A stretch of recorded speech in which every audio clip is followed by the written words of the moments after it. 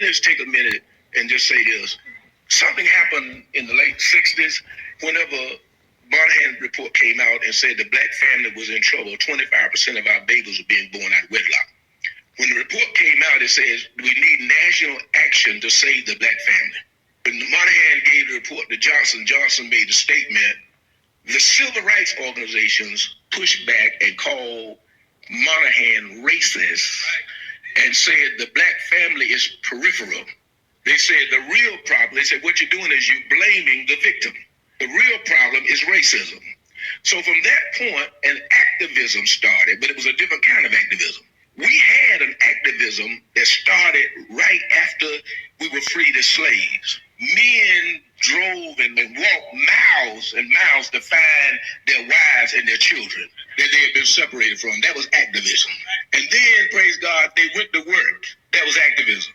They raised their own food. They raised their own pigs, cows, and fed their families. They started their own schools and educated their children. And then before long, they were building their own businesses, their own hospitals, their own schools. That was the activism that said, don't give me nothing, just get out of my way, and I'll do it. And our children were... Leave out your emotion and think logically and go back in history and pinpoint exactly where the Black American community went wrong. It goes directly into the face of the civil rights movement of the 60s led by MLK. Now somebody gonna get mad. Go ahead and prove me wrong. Go ahead and do your own research. That was the communist movement.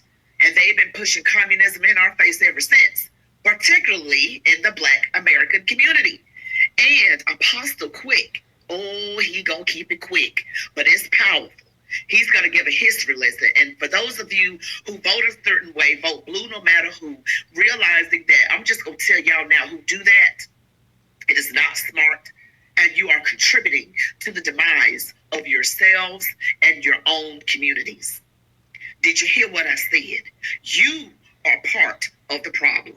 But listen to the apostle. Many churches, they're going to deal with racist issues, and they're going to tell you that we need to be activists. We need to get out and march. We need to fight back and push back, and we need to fight for DEI and fight for this and fight for that.